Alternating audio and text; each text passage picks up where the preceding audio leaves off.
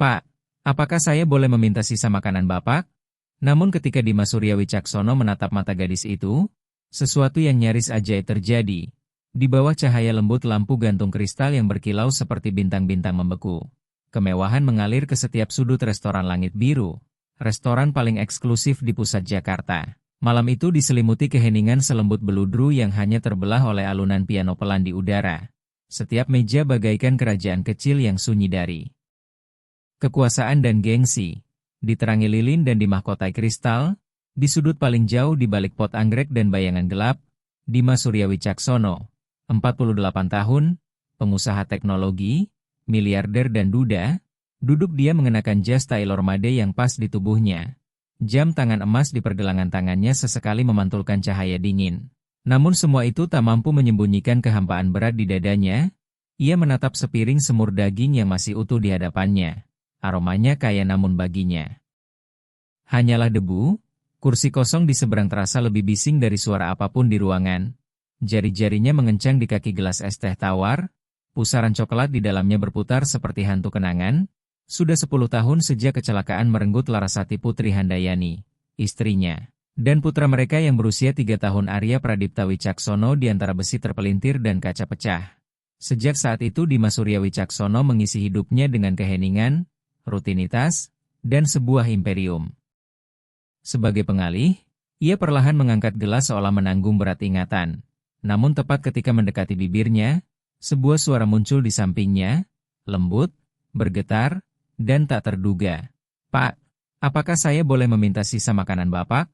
Dimas Surya Wicaksono tertegun, menoleh cepat dan melihat seorang gadis muda berdiri di sisi mejanya. Usianya tak lebih dari 19 tahun, rambut hitamnya disanggul longgar berantakan dengan helai-helai lelah jatuh di sekitarnya, jaket lama membungkus bahunya di malam awal musim hujan yang sejuk. Di dalam pelukannya seorang bayi sekitar 7-8 bulan terbalut selimut pudar. Mata sang bayi terbuka lebar berkilau, terpaku pada semangkuk bubur ayam dan potongan daging yang masih mengepul di meja Dimas Surya Wicaksono. Suaranya nyaris berbisik namun merobek keheningan restoran seperti senar yang putus. Ia berkedip seolah terbangun dari tidur pekat. Seluruh ruang membeku, garpu menggantung di udara. Percakapan-percakapan lenyap. Dalam sunyi tercengang, seorang pramuniaga melangkah maju dengan kecemasan jelas di wajahnya tetapi Dimas Surya Wicaksono mengangkat tangan memberi isyarat kecil yang syarat wibawa. Ia mengamati wajah gadis itu dengan saksama.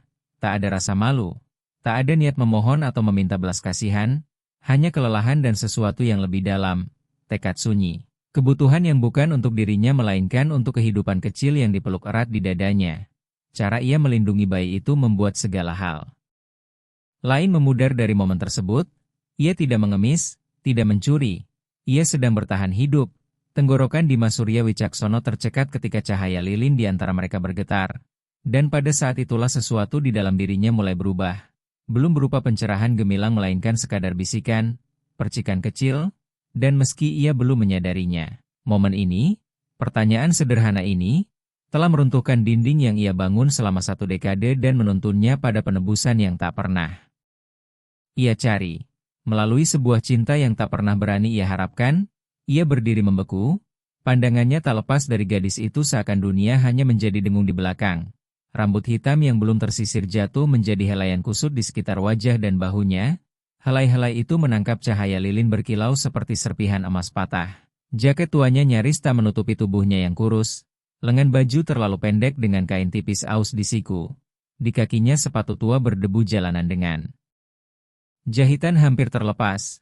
Namun yang membuat Dimas Surya Wicaksono menahan napas bukanlah penampilan itu melainkan mata gadis tersebut. Mata yang tak memohon, tak ragu. Menatapnya lurus tanpa takut, menyimpan kekuatan yang lebih besar dari keputusasaan, kewaspadaan, martabat, dan kesedihan sunyi yang menyesakan. Dalam tatapan itu ada keberanian yang hanya lahir ketika tak ada lagi yang perlu dilindungi selain kehidupan rapuh di dalam pelukannya. Nabila Ratih Kusumawardhani tidak meminta untuk dirinya sendiri. Ia meminta untuk putra kecilnya Raka Aditama Kusumawardhani. Dimas Surya Wicaksono ragu sekejap, seolah benang tak kasat mata di antara mereka menegang. Lalu ia mendorong piring itu perlahan ke depan dan berbisik, hampir seperti berbicara kepada dirinya sendiri. Ambil saja, ia tidak menyerbu makanan, tidak melahapnya seperti orang kelaparan, Justru sikap hormatnya mengguncang Dimas Surya Wicaksono lebih dari teriakan manapun. Dari tas kain yang diselempangkan di bahunya ia mengeluarkan sehelai kain kecil yang bersih meski tepinya aus, membungkus bubur ayam dan potongan daging yang tersisa dengan hati-hati. Melipat sudut-sudutnya seolah menyimpan harta. Lalu ia berlutut dengan satu lutut, merapatkan Raka Aditama Kusumawardhani ke dadanya dan mengambil sendok plastik kecil dari saku jaketnya. Dimas Surya Wicaksono tak berkedip saat melihatnya menyendok makanan yang masih hangat. Meniupnya perlahan lalu mengarahkannya ke mulut bayi itu. Raka Aditama Kusumawardhani membuka mulutnya secara naluriah. Bibir mungil terkatup ringan, lidah kecil menjulur, dan ketika bubur menyentuhnya ia mengeluarkan suara lirih. Kegembiraan murni yang membuat jari-jari Dimas Surya Wicaksono mencengkeram tepi meja. Wajah bayi itu bersinar dalam cahaya lilin. Tangan-tangan gemuk menepuk lembut dada ibunya. Senyum rekah di pipi bulat seperti fajar setelah malam beku yang panjang. Senyum yang telah lama tak dilihat Dimas Surya Wicaksono sejak putranya pergi. Rasa perih menyesak di tenggorokannya membuatnya memalingkan wajah sejenak untuk mengusir kabut di mata. Namun pandangannya kembali pada bayi itu ketika napas kecilnya terhembus puas seakan satu sendok hangat sudah cukup mengisi kebahagiaan. Nabila Ratih Kusumawardhani tetap diam. Sabar menyuapi sendok demi sendok dengan tangan mantap dan napas tenang. Tak sekalipun menoleh pada tatapan menghakimi atau pikiran yang tumbuh dalam sunyi para tamu kaya di sekeliling. Ia ada di sana untuk satu alasan saja, yaitu memberi makan putranya. Hati Dimas Surya Wicaksono terjepit perlahan dan dalam seolah sesuatu yang purba baru terbangun dari mati suri. Ini bukan belas kasihan atau derma melainkan kebenaran yang tak terbantahkan. Ia sedang menyaksikan sesuatu yang suci, cinta yang tak bisa dibeli, diganti, atau dipahami sepenuhnya oleh mereka yang belum pernah kehilangan. Ketika Raka Aditama Kusumawardhani kenyang, Nabila Ratih Kusumawardhani menyimpan bungkusan kain itu kembali ke tas, merapikan selimut bayinya lalu berdiri. Ia melirik Dimas Surya Wicaksono sekali lagi dan mengangguk singkat. Bukan sebagai terima kasih melainkan pengakuan sunyi di antara mereka, kemudian berbalik, melintasi taplak putih dan meja-meja mewah untuk menyatu dengan malam yang sejuk di balik pintu kaca. Dimas Surya Wicaksono tetap duduk membeku menatap tempat ia berdiri saat cahaya lilin bergetar menebar gelombang emas dan bayang-bayang di gelas air yang belum tersentuh. Kursi kosong dan dunia akrabnya, dan sebelum sempat menjelaskan, menganalisis, atau meyakinkan diri untuk tidak melakukannya, ia bangkit. Tanpa tergesa dan tanpa drama dengan tekad sunyi, meletakkan serbet di meja, mengangguk kecil kepada pramuniaga yang terpaku lalu melangkah mengikuti gadis itu keluar melalui pintu berat restoran menuju malam. Dimas Surya Wicaksono tak tahu mengapa ia melakukan itu, hanya tahu ia harus mengikuti. Melangkah pelan di belakang ketika bunyi kota memudar di trotoar lengang. Nabila Ratih Kusumawardhani berbelok ke sebuah gang sempit. Memeluk Raka Aditama Kusumawardhani rapat ke dadanya seperti perisai rapuh melawan dunia. Ia berjalan cepat namun waspada seakan bayangan manapun bisa menelan mereka. Dimas Surya Wicaksono tak tahu mengapa ia terus mengikuti.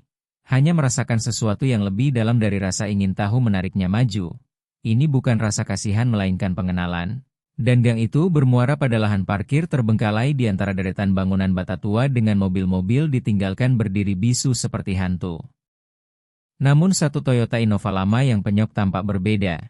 Di dalamnya ada kehidupan. Kaca jendela berembun uap napas, terkelupas tetapi itulah tempat berlindung. Nabila Ratih Kusumawardhani melangkah mendekat tanpa ragu. Membuka pintu belakang dan dengan hati-hati menata tempat berbaring untuk putranya. Selimut tipis menjadi ranjang. Ia memeluk Raka Aditama Kusumawardhani ke dadanya. Berbisik sesuatu yang hanya sang bayi dengar. Lalu suaranya terangkat lembut dan bergetar, melantunkan Nina. Bobo pelan, Dimas Surya Wicaksono berdiri terpaku dalam gelap. Terpesona, tangan mungil Raka Aditama Kusumawardhani mencengkeram kerah jaket ibunya. Mata kecil itu terpejam ketika melodi turun seperti selimut hangat, pemandangan kelabu namun cinta tak terbantahkan. Ia melangkah satu tapak membuatnya tersentak waspada. Nabila Ratih Kusumawardhani berbalik cepat. Tatapan takut bertemu mata Dimas Surya Wicaksono. Maaf, kata Dimas Surya Wicaksono sambil mengangkat tangan menenangkan. Saya hanya ingin memastikan kamu baik-baik saja. Saya mengikuti kamu. Ia menatapnya menilai. Tak lari, tak menangis, hanya tenang mengamati pria berpakaian rapi di hadapannya. Saya melihat cara kamu memberi makan anakmu, ujar Dimas Surya Wicaksono dengan suara merendah. Saya belum pernah melihat hal seperti itu. Saya perlu memahami. Setelah jeda singkat ia menjawab lirih, namanya Raka Aditama Kusumawardhani. Usianya 8 bulan, lalu mengangguk, dia suka bubur. Dimas Surya Wicaksono berkata. Pelan, anak laki-laki saya juga. Nabila Ratih Kusumawardhani berkedip ringan dan pada momen itu sesuatu berubah. Ia tak bertanya lebih jauh melainkan mendengarkan dengan ketenangan langka dari seseorang yang akrab dengan kehilangan. Saya pernah belajar keperawatan, lanjutnya, lalu hamil, ayah anak ini menghilang, orang tua saya memutuskan hubungan. Sejak itu saya hidup sendiri. Kami tinggal di mobil ini sudah 2 bulan. Saya membersihkan rumah orang, bekerja sebagai pelayan jika ada. Dimas Surya Wicaksono menatap ke dalam mobil. Selimut aus, pakaian bayi dilipat rapi di sudut seperti harta. Ia segera berkata, saya bisa membantu hotel, tempat tinggal, makanan, apapun. Nabila Ratih Kusumawardhani mengangkat tangan menggeleng. Tidak, saya tidak meminta uang. Ia terdiam lalu bertanya, lalu apa yang kamu butuhkan? Ia menunduk Raka Aditama Kusumawardhani dan menjawab sangat pelan. Hanya 1 hari saja. 1 hari di mana anak saya hangat, kenyang, dan aman, itu saja. Kata-kata itu menghantam Dimas Surya Wicaksono lebih keras dari permintaan apapun. Lampu jalan berkelip menumpahkan cahaya kuning ke wajahnya dan di sana ia melihat sesuatu yang akrab. Mata itu tak persis seperti Larasati Putri Handayani, istrinya yang telah tiada, namun cukup mirip untuk meletakkan sesuatu di dalam dirinya. Cara Nabila Ratih Kusumawardhani memeluk anaknya erat, cara ia berdiri tegak dengan cinta sebagai baju zirah, membangunkan hal yang terkubur bersama istri dan putranya. Dimas Surya Wicaksono mundur terhuyung dan berbisik, terima kasih. Nabila Ratih Kusumawardhani mengernyit, untuk apa? Karena kamu mengingatkan saya bahwa saya masih punya hati.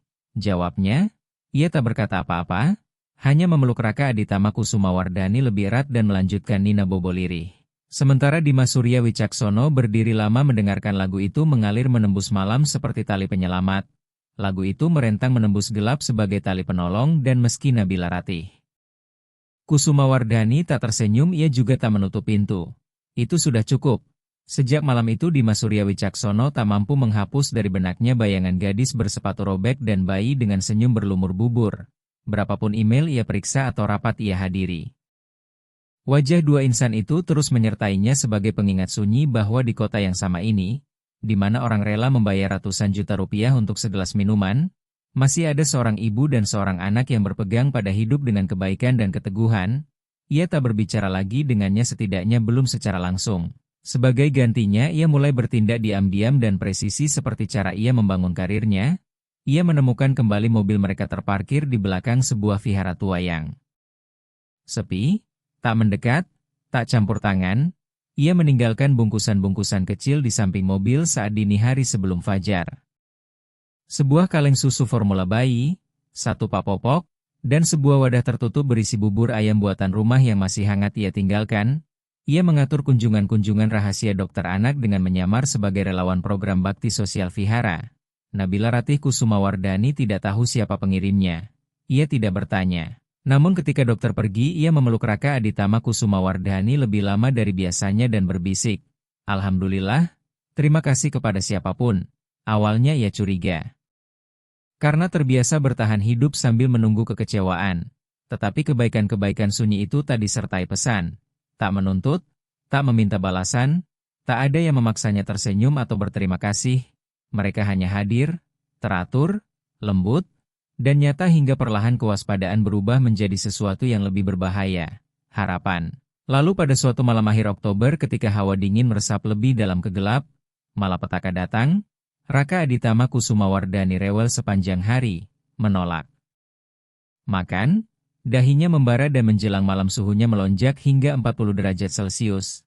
Nabila Ratih Kusumawardhani mencoba segala cara, kompres dingin, Nina Bobo lirih, mengayun di bangku belakang mobil. Tetapi tangisan kian mengerikan, napasnya dangkal dan cepat, ia bergegas membawa anaknya ke rumah sakit terdekat. Petugas perempuan di meja pendaftaran nyaris tak menoleh ketika ia berkata anaknya butuh pertolongan darurat. Saat ditanya tentang BPJS Kesehatan, Nabila Ratih Kusumawardhani gugup dan mengaku tidak punya. Wajah petugas itu mengeras, tidak ada tempat, harus menunggu atau pindah rumah sakit. Suaranya dingin. Nabila Ratih Kusumawardhani gemetar memohon. Dia masih bayi, demam 40 derajat, tidak responsif, tolong. Namun jawabannya tetap beku. Tanpa kelengkapan kami tidak bisa berbuat apa-apa. Maaf. Ia menggendong anaknya keluar ke jalan. Napasnya berembun dalam udara dingin. Raka Aditama Kusumawardhani mendadak terdiam. Keheningan yang menakutkan membuatnya memeluk lebih erat. Tubuhnya gemetar oleh dingin dan panik. Tinggal satu jalan. Ia meraih ponsel lamanya dan dengan jari bergetar mengetik dua kata saja. Tolong kami. Ia tak tahu apakah Dimas Surya Wicaksono akan datang. Bahkan tak mengerti mengapa ia percaya ia bisa. Namun hanya 6 menit kemudian sorot lampu menyalakan trotoar. Toyota Fortuner hitam milik Dimas Surya Wicaksono mengerem mendadak. Ia melompat turun tanpa mematikan mesin. Jasnya berkibar diterpa angin. Matanya menyala oleh cemas. Ia tak berkata apa-apa, hanya merentangkan tangan. Nabila Ratih Kusumawardhani meletakkan Raka Aditama Kusumawardhani ke dalam pelukannya dan untuk pertama kalinya bayi itu tidak meronta. Tangan mungilnya melilit jari telunjuk Dimas Surya Wicaksono. Genggaman lemah namun sadar seolah mengakui rasa aman. Dimas Surya Wicaksono menggendongnya dengan kelembutan yang mengejutkan dan membawa langsung ke RSUP Dr. Cipto Mangunkusumo IGD tanpa antre. Saya butuh dokter sekarang, katanya kepada petugas dengan suara baja dan tegas. Anak ini dalam kondisi kritis, saya akan menanggung seluruh biaya. Tetapi jika kalian menunda 1 menit lagi saya akan membeli rumah sakit ini dan memberhentikan semua yang bertanggung jawab. Raka Aditama Kusumawardhani segera diterima. Sementara Nabila Ratih Kusumawardhani ambruk duduk di lorong, gemetar kelelahan. Wajah tertutup kedua tangan. Dimas Surya Wicaksono duduk diam di sisinya. Ketika perawat kembali membawa kabar bahwa Raka Aditama Kusumawardhani telah stabil, sedang beristirahat dan akan dipantau sepanjang malam. Nabila Ratih Kusumawardhani menghembuskan napas lega tanpa menyadari bahwa ia menahan napas sejak matahari terbenam. Ia menatap Dimas Surya Wicaksono dengan mata berkaca-kaca dan suara nyaris tak terdengar. Bapak datang? Ia mengangguk. Tentu. Air mata mengalir sebelum ia sempat menahannya. Ia bersandar padanya. Dadanya naik turun oleh kelegaan dan sesuatu yang lebih dalam. Mungkin rasa sakit atau pembebasan. Kepalanya menyandar di bahunya dan Dimas Surya Wicaksono memeluknya tanpa ragu. Ia tidak menyuruhnya tenang, tidak menuntut penjelasan, hanya memeluk dalam jam-jam sunyi malam yang berlalu di balik dinding putih steril. Ini adalah pertama kalinya Nabila Ratih Kusumawardhani membiarkan dirinya runtuh sejak menjadi ibu. Dan bagi Dimas Surya Wicaksono ini juga pertama kalinya setelah 10 tahun sebuah pelukan tak lagi terasa sebagai pengkhianatan. Mereka tidak berbicara tentang cinta dan tidak mendefinisikan apapun pada malam itu. Namun pada saat itu sesuatu telah berubah selamanya dalam denyut jantung mantap seorang pria yang pernah bersumpah tak akan peduli lagi dan dalam napas seorang gadis yang selama ini hanya mengenal bertahan hidup. Bukan karena ia diselamatkan olehnya melainkan karena kini ia tak harus kuat sendirian. Semuanya bermula dari sebuah foto yang agak buram diambil pada malam hari memperlihatkan Dimas Surya Wicaksono melangkah keluar dari RSUP Dr. Cipto Mangunkusumo IGD dengan seorang bayi di pelukannya dan seorang gadis muda mengikutinya. Hanya dalam hitungan jam foto itu membanjiri media sosial, blog, dan judul-judul infotainment sensasional. Miliarder teknologi menolong ibu muda di tengah malam. Internet pun meledak dan identitas Nabila Ratih Kusumawardhani segera bukan lagi rahasia ketika kebocoran dari berkas pendaftaran rumah sakit mengonfirmasi namanya.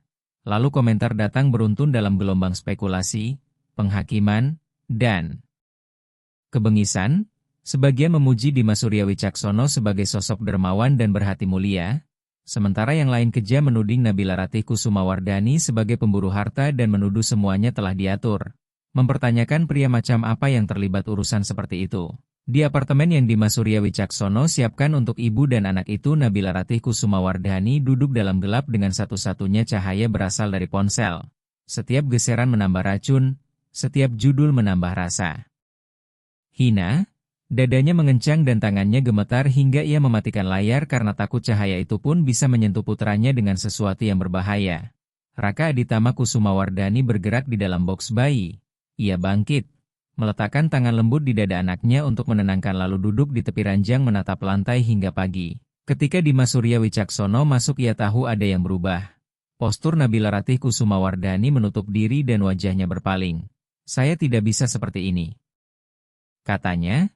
Saya tidak ingin anak laki-laki saya tumbuh di tengah skandal. Saya tidak ingin suatu hari ia membaca kebohongan dan bertanya apakah itu benar. Dimas Surya Wicaksono duduk di sampingnya dan berkata lembut, "Kamu tidak melakukan kesalahan apapun?" Raka Aditama Kusumawardhani juga tidak. Ia menggeleng. Mereka tidak peduli. Mereka sudah memutuskan siapa saya. Suara Dimas Surya Wicaksono mengeras, "Kalau begitu biar saya yang memberitahu mereka siapa kamu sebenarnya." Hari itu juga, ia menghubungi tim komunikasinya tanpa rilis pers dan tanpa naskah. Ia ingin berhadapan langsung dengan publik tanpa filter. Keesokan malamnya ia tampil dalam siaran langsung di TVRI. Dengan latar sederhana, studio hening, pencahayaan lembut tanpa gangguan, pembawa acara tidak melontarkan pertanyaan sensasional dan membiarkannya berbicara. Dimas Surya Wicaksono tidak memulai dengan Nabila Ratih Kusumawardhani melainkan dengan Larasati Putri Handayani dan Arya Pradipta Wicaksono. Ia menceritakan kisah yang selama bertahun-tahun dihindarinya tentang kecelakaan, keheningan, dan bagaimana duka menguras dirinya. Ia berbicara tentang ilusi kesuksesan dan cara ia menutupi kekosongan yang sesungguhnya. "Saya berhenti hidup pada hari mereka pergi," katanya. Lalu ia berbicara tentang Nabila Ratih Kusumawardhani, bahwa ia tidak mencari belas kasihan bahkan tidak meminta pertolongan. Ia hanya ingin memberi makan putranya dan melakukannya dengan cara yang membangunkan sesuatu dalam diri saya yang saya kira telah hilang selamanya. Suara Dimas Surya Wicaksono bergetar. Ia tidak mengambil apapun dari saya. Ia memberi saya sesuatu yang tak bisa diberikan siapapun. Alasan untuk peduli kembali. Alasan untuk bernapas. Ia menatap lurus ke kamera. Nabila Ratih Kusumawardhani bukan judul sensasional. Ia seorang ibu. Raka Aditama Kusumawardhani bukan aset. Ia anak yang luar biasa. Saya tidak menyelamatkan mereka. Merekalah yang menyelamatkan saya. Wawancara yang jujur, terbuka, dan sangat manusiawi itu membawa dampak. Keesokan paginya peta percakapan berubah. Diskusi daring beralih nada. Orang-orang mulai membela Nabila Ratih Kusumawardhani. Banyak ibu membagikan kisah mereka tentang orang tua tunggal, kemiskinan, dan penghakiman. Para perawat angkat suara tentang betapa banyak gadis seperti Nabila Ratih Kusumawardhani yang diabaikan masyarakat. Donasi mulai mengalir ke rumah-rumah singgah, dan seorang ibu di Surabaya mendirikan dana bantuan bagi perempuan-perempuan seperti dirinya. Nabila Ratih Kusumawardhani tidak berbicara dengan pers, namun keesokan paginya ia berdiri di depan pintu rumah Dimas Surya Wicaksono dengan Raka Aditama Kusumawardhani terbalut hangat dalam pelukannya. Ia tidak mengetuk melainkan membuka pintu perlahan. Tatapannya lelah namun teguh. "Saya tidak akan pergi," katanya. "Jika Bapak masih menginginkan kami ada di sini." Dimas Surya Wicaksono terdiam lalu menyingkir ke samping memberi jalan. Dan untuk pertama kalinya setelah bertahun-tahun ia merasakan sesuatu berubah selamanya menuju ketenangan. Pintu yang terbuka bukan hanya pada rumah itu melainkan juga di hatinya. Sebuah keluarga pun mulai dengan cara yang tak terduga dan tak terencana. Apartemen yang Dimas Surya Wicaksono sewa untuk ibu dan anak itu tidak istimewa. Sederhana menurut standarnya namun hangat, terang matahari, dan sunyi. 2 kamar tidur dengan dinding abu-abu pucat dan jendela yang menangkap cahaya pagi secukupnya. Nabila Ratih Kusumawardhani pindah membawa 2 tas perjalanan, sebuah gendongan bayi, dan beban panjang seseorang yang belum pernah diberi tempat aman untuk bernapas. Tetapi hanya dalam seminggu apartemen itu berdenyut kehidupan. Gambar-gambar warna-warni menempel di pintu kulkas, kaos kaki kecil tergantung di jemuran, udara beraroma sabun bayi dan Nina Bobo yang akrab. Mereka tidak membahas apa hubungan mereka setidaknya pada awalnya tanpa pernyataan atau label. Mereka hanya hidup bersama. Dimas Surya Wicaksono datang setiap pagi mula-mula dengan alasan mengecek sambil membawa makanan atau popok dan susu. Lalu itu cepat menjadi kebiasaan. Ia mengetuk lalu masuk dan Raka Aditama Kusumawardhani berseri-seri tertawa di boks bayi saat mendengar pintu terbuka. Nabila Ratih Kusumawardhani sudah menyiapkan kopi dengan rambut tersanggul rapi. Mereka berbincang saat sarapan. Dimas Surya Wicaksono belajar memegang botol susu pada sudut yang benar. Menghangatkan susu pas suhu. Mengganti popok. Mula-mula canggung lalu kian percaya diri hingga ia sendiri terkejut. Ia menghafal irama tangis Raka Aditama Kusumawardhani. Membedakan tangis lapar, tak nyaman, lelah, atau rewel. Suatu siang ketika ia mengayun Raka Aditama Kusumawardhani dengan tangan mungil menggenggam jarinya. Dimas Surya Wicaksono menyadari hal sederhana namun penting bahwa ia tidak ingin pergi. Bukan setelah tidur siang, bukan setelah 1 jam, ia ingin tinggal. Nabila Ratih Kusumawardhani pun menyadarinya dari caranya bertahan lebih lama dan dari caranya mendengarkan celoteh Raka Aditama Kusumawardhani seolah sebuah simfoni. Ia tak pernah berusaha mengesankan atau mengendalikan, hanya hadir hari demi hari dengan tangan yang tenang dan mata yang dulu kosong kini perlahan dipenuhi cahaya. Nabila Ratih Kusumawardhani belum pernah mengenal cinta yang tidak menuntut balasan dan belum pernah bertemu pria yang sekadar berada di sisinya. Bukan untuk memperbaiki atau menguasai kisahnya melainkan berjalan sejajar. Dan di sela-sela sunyi antara menyusui dan memandikan anak sebuah ikatan baru tumbuh perlahan. Bukan cinta bergelorayang dilukiskan dunia melainkan sesuatu yang lebih lambat dan lebih dalam. Lahir bukan dari gairah menyala melainkan dari ketekunan sunyi. Suatu malam ketika Raka Aditama Kusumawardhani akhirnya tertidur lelap, Nabila Ratih Kusumawardhani dan Dimas Surya Wicaksono duduk di balkon dalam diam berbagi satu selimut. Kota di bawah berkilau kuning dan hijau namun tak satu pun menatap ke sana. Dimas Surya Wicaksono menoleh padanya dengan suara melembut, ketika saya kehilangan Larasati Putri Handayani dan Arya Pradipta Wicaksono. Saya pikir sebagian diri saya mati bersama mereka. Bagian yang ingin peduli dan ingin dibutuhkan. Nabila Ratih Kusumawardhani menatapnya dengan mata berkilau diterpa cahaya bulan dan berbisik, "Bapak tidak kehilangannya, ia hanya sedang menunggu." Malam itu mereka tidak berciuman dan tidak perlu. Momen di antara mereka terbentang seperti janji tanpa kata yang dipahami sangat dalam. Dan saat itu Nabila Ratih Kusumawardhani tersenyum. Bukan senyum sopan untuk perawat. Atau senyum kebiasaan untuk Raka Aditama Kusumawardhani. Melainkan senyum yang hanya untuknya, utuh dan langka. Dan untuk pertama kalinya setelah bertahun-tahun Dimas Surya Wicaksono membalas senyum itu dengan jujur, tenang, melunak oleh penyembuhan, dan bercahaya dari dalam. Mereka belum menjadi sepasang kekasih dan belum menjadi keluarga secara resmi.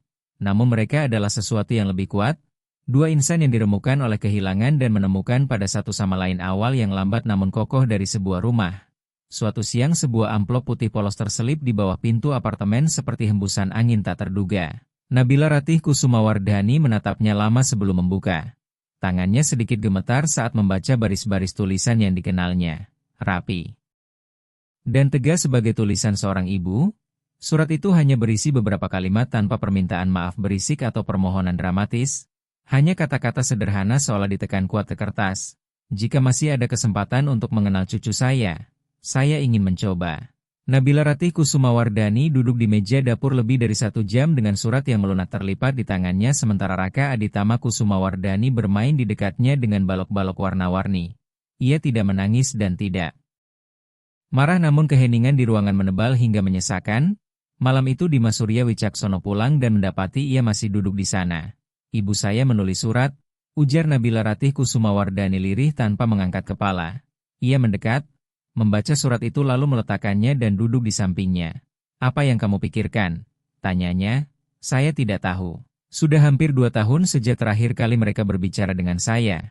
Sejak mereka mengatakan saya bukan anak mereka lagi." Dimas Surya Wicaksono mengangguk perlahan. "Kamu tidak berutang apapun kepada mereka." Nabila Ratih Kusumawardhani menoleh dengan mata yang berkabut oleh keraguan. "Tapi bagaimana dengan Raka Aditama Kusumawardhani? Bukankah ia berhak tahu dari mana ia berasal meski semuanya telah retak?" Dimas Surya Wicaksono terdiam memilih kata dengan hati-hati. "Jangan biarkan anak itu tumbuh dengan kekosongan seperti yang kamu rasakan. Beri dia kesempatan untuk memaafkan atau tidak. Biarkan dia yang memilih." Beberapa hari kemudian mereka pergi bersama ke kota yang dulu Nabila Ratih Kusumawardhani sebut rumah, Bandung. Dengan perbukitan hijau yang letih dan jalan-jalan sempit yang membuat setiap wajah seakan mengingatkan masa lalu. Rumah orang tuanya berdiri di ujung jalan berbatu dengan ket putih yang memudar dan ayunan di beranda berderit ditiup angin. Nabila Ratih Kusumawardhani berdiri lama di luar dengan Raka Aditama Kusumawardhani di pinggulnya. Tangan mungil menggenggam erat sweater ibunya. Dimas Surya Wicaksono berdiri sedikit di belakang, mendukung namun membiarkannya memimpin. Pintu terbuka perlahan dan seorang perempuan berusia di atas 50 melangkah keluar dengan garis-garis wajah yang dilunakkan oleh waktu dan duka. Siti Rahmawati Kusumawardhani, Ibu Nabila Ratih Kusumawardhani. Sejenak tak ada yang bergerak lalu ia maju dengan napas bergetar. Pandangannya jatuh pada Raka Aditama Kusumawardhani lalu naik ke Nabila Ratih Kusumawardhani dengan air mata menggenang. Ibu. Lemah? Bisiknya terputus-putus. Ibu takut pada omongan orang, takut kehilangan anak yang ibu kira telah ibu besarkan, dan akhirnya tetap kehilangan. Nabila Ratih Kusumawardhani terdiam dengan bibir sedikit terbuka dan rahang menegang. Di belakangnya ayahnya muncul lebih tua dari ingatan, kedua tangan saling terkait canggung. Hadi Santoso Kusumawardhani memandang cucunya seolah menatap sesuatu yang suci. Raka Aditama Kusumawardhani mengulurkan tangan tanpa mengetahui sejarah dan tanpa penghakiman, hanya rasa ingin tahu murni yang entah bagaimana meruntuhkan segalanya. Siti Rahmawati Kusumawardhani terisak melangkah maju dengan kedua tangan terentang namun ragu. Bolehkah ibu menggendongnya? Nabila Ratih Kusumawardhani ragu sekejap lalu perlahan menyerahkan Raka Aditama Kusumawardhani ke dalam pelukan ibunya. Perempuan tua itu memeluk bayi itu erat seolah ingin menahan waktu sambil menangis lirih dan berbisik pada bocah yang memandangnya dengan heran polos. Dimas Surya Wicaksono mengamati dari samping dengan dada mengencang. Ia bukan bagian dari momen ini namun menjadi saksi kekuatannya. Ketika Nabila Ratih Kusumawardhani akhirnya melangkah memeluk ibunya beranda itu seakan menghembuskan napas lega. Masa lalu tidak menghilang melainkan menjadi lebih lembut. Pengampunan bukan kilat melainkan fajar. Yang datang perlahan. Hari itu 3 generasi duduk mengelilingi meja dapur tua tempat Nabila Ratih Kusumawardhani dulu sarapan sebelum sekolah. Siti Rahmawati Kusumawardhani menuangkan teh.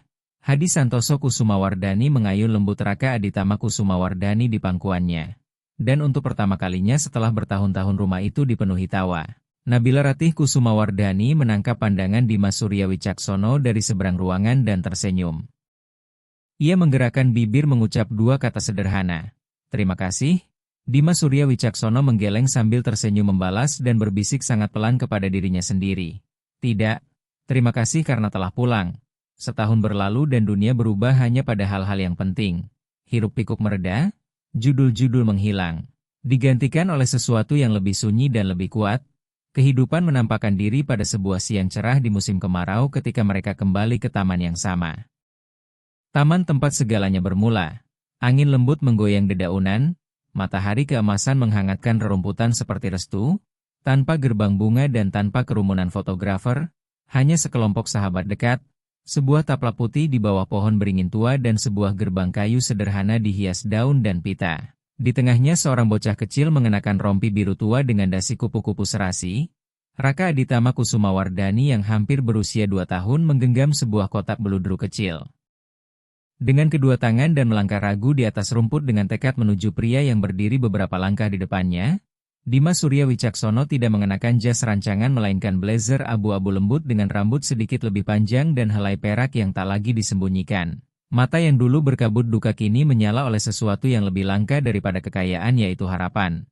Ketika Raka Aditama Kusumawardhani mendekat Dimas Surya Wicaksono berlutut satu lutut dan menerima kotak itu dengan hati-hati dari jari-jari mungil. Bocah itu menatapnya sambil tersenyum lalu berbalik ke tepi rumput tempat Nabila Ratih Kusumawardhani berdiri tanpa alas kaki. Gaun putihnya berkibar ditiup angin. Ia tak pernah terlihat secantik ini bukan karena gaun atau cahaya di belakangnya melainkan karena kehidupan di matanya. Kekuatan yang menyala setelah melewati gelap. Dimas Surya Wicaksono melangkah maju dengan kotak di tangan dan berlutut. Angin mendadak berhenti seakan dunia menahan napas. Untuk mendengarkan, ia menatapnya dengan suara mantap penuh perasaan. Kamu tidak pernah meminta apapun, ujar Dimas Surya Wicaksono lirih. Kamu tidak memohon dan tidak berharap. Kamu hanya hadir pada malam terburuk dalam hidupmu dan memberiku kesempatan untuk mengingat kembali rasanya dibutuhkan. Rasanya hidup. Ia membuka kotak itu dan di dalamnya sebuah cincin sederhana nan elegan tanpa pamer. Dipilih bukan karena nilainya melainkan karena bagaimana ia akan terpasang di jari Nabila Ratih Kusumawardhani saat ia menggendong anak mereka. Kamu tidak mengambil sisa makananku, bisiknya. Kamu memberiku semua yang tidak kusadari sedang kuperlukan. Kamu memberiku keluarga. Kamu memberiku cinta. Kamu memberiku masa depan. Ia berhenti dengan mata berkilau. Maukah kamu menikah denganku? Nabila Ratih Kusumawardhani menutup mulutnya dengan tangan saat air mata telah memenuhi mata bahkan sebelum jatuh. Ia mengangguk sekali lalu 2 kali. Berlutut di hadapannya sambil tertawa dan menangis dan berbisik, aku mau? Mereka berpelukan erat dengan jemari saling bertaut seperti kepingan yang lama tersesat akhirnya menemukan tempatnya. Ustaz Fajar Hidayat memulai prosesi pernikahan yang sederhana dan singkat sementara Raka Aditama Kusumawardhani bermain dengan daun-daun di tanah sesekali menengadah seolah mencoba memahami mengapa orang dewasa begitu tegang. Namun tepat ketika janji diucapkan dan Dimas Surya Wicaksono bersumpah mencintai bukan hanya Nabila Ratih Kusumawardhani, tetapi juga bocah yang menyatukan mereka. Raka Aditama Kusumawardhani melangkah maju memeluk kaki pria itu dan bersuara, "Ayah." Seluruh taman seakan menahan napas. Dimas Surya Wicaksono membungkuk dengan mata basah mengangkat bocah itu. Satu tangan memeluk anaknya dan tangan lain merangkul Nabila Ratih Kusumawardhani. Berbisik, "Ayah cinta kamu, Nak." Dalam pelukan itu di bawah matahari tanpa penonton selain beberapa sahabat dan langit di atas, segala yang pernah retak menjadi utuh. Dimas Surya Wicaksono tidak menyelamatkan ibu muda itu melainkan dialah yang menyelamatkannya dari duka, dari kesepian, dari kehidupan yang mengilap namun hampa nyaris menelannya, dan dari tempat yang dulu sunyi sebuah keluarga baru lahir bukan karena darah atau rekayasa melainkan dari sebuah bisikan, sebuah pertanyaan, dan semangkuk bubur ayam. Mereka tidak sempurna dan tidak perlu sempurna. Mereka bersama dan itu sudah cukup. Dari satu permintaan di restoran mewah terbukalah kisah tentang cinta, penebusan, dan kesempatan kedua. Dimas Surya Wicaksono tidak hanya membuka hatinya tetapi seluruh hidupnya. Nabila Ratih Kusumawardhani tidak sekadar bertahan melainkan menemukan rumah. Dan Raka Aditama Kusumawardhani, bocah yang pernah digendong oleh orang asing, kini melangkah di sisi seorang ayah yang memilihnya bukan karena darah melainkan karena cinta. Karena terkadang kisah paling luar biasa lahir dari momen paling sunyi. Jika kisah ini menyentuh hatimu, memberimu harapan atau bahkan membuatmu meneteskan air mata, jangan lupa menyukai, membagikan, dan yang terpenting mengikuti kanal ini, tempat setiap cerita diceritakan untuk menyembuhkan jiwa dan mengingatkan kita bahwa kasih sayang adalah keajaiban paling kuat. Sampai jumpa di kisah berikutnya.